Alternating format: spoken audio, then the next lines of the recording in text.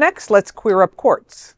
A Trump-appointed judge bashes DeSantis' Stop Woke law, citing a violation of the First Amendment. In a significant blow to Florida Governor Ron DeSantis' Stop Woke law, a 3-judge panel from the conservative 11th Court of Appeals delivered a decisive ruling halting its enforcement. The law, enacted in 2022 and championed by DeSantis, aimed to regulate discussions in schools and workplaces around topics that could lead to feelings of guilt among white, heterosexual, and cisgender individuals. Specifically, it targeted mentions of white privilege and stated the purpose is no one ever feels psychologically distressed based on their race, color, sex, or national origin.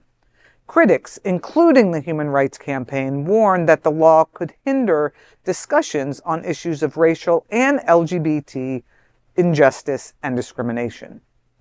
Judge Britt C. Grant, a Trump appointee, bashed the law based on its unconstitutionality.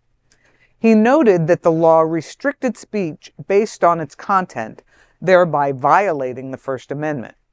Florida businesses, including a consultancy specializing in workplace diversity, filed the lawsuit. In response to the ruling, DeSantis spokesperson Jeremy Redfern issued a statement.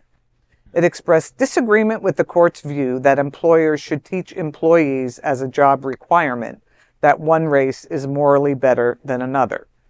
The statement also said Florida should retain the right to safeguard its citizens from racially hostile work environments.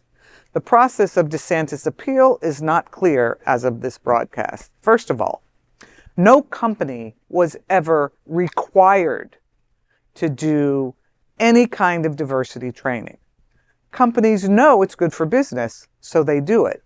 What's the real tragedy is what part of this law did was inhibit anybody, any place, any organization that receives funding from the state, prohibited them from doing diversity training. And in my work working with LGBT seniors, that means any LGBT senior that happens to be in a nursing home or any long-term care facility that's run by the state or receives funding from the state will not have the benefit of diversity training for the staff. So consequently, it makes these LGBT seniors unsafe, disrespected, and everything that is against what the state really wants for seniors.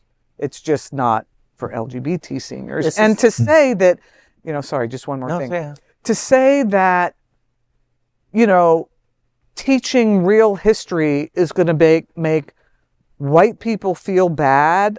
I mean, I'm a white person. I know slavery existed. I think it was horrible.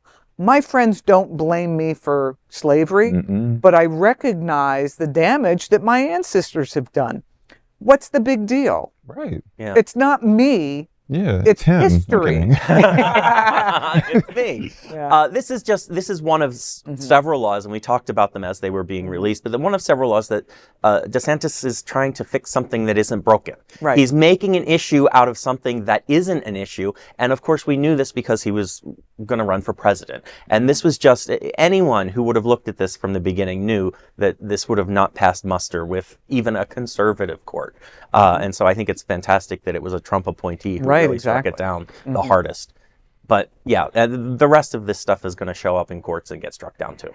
I want to take our victory lap here, right? Because we have seen this like these culture wars and these bigoted pieces of legislation and all of these attacks against our communities just come crumbling down before our eyes in 2024 with the injunction of the drag law. We've seen gender affirming care, and then obviously Stop Woke. All of these things are crumbling. We had another bill that would have that was moving to the legislature this year that would have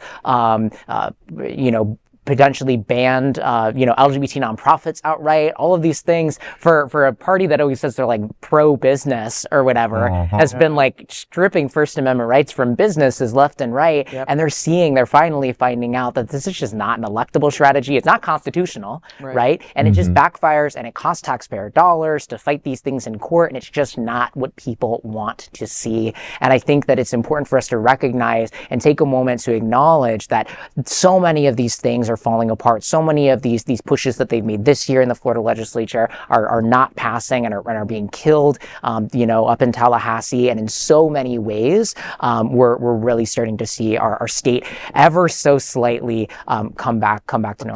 They still gain traction. They still gain traction because Trump is the nominee. That's right. And then people realize how hollow it is, and that's why it goes to shit. So this is basically to say, if you ever stood for any of these like anti-queer, these racist legislations, you're the dumbass, because it's clearly hollow, and we can all see it from the beginning, but it gives you, hateful person, a reason to stand up and really vocalize your hate speech. And then later on to realize, it does get traction, but then it goes to shit because like it's not really standing on anything. It's not really based on anything. Oh, I think drag queens are groomers based off of what? I think white people get uncomfortable talking about race based off of.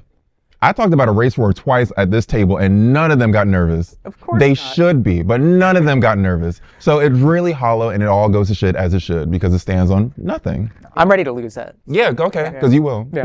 All right. All right.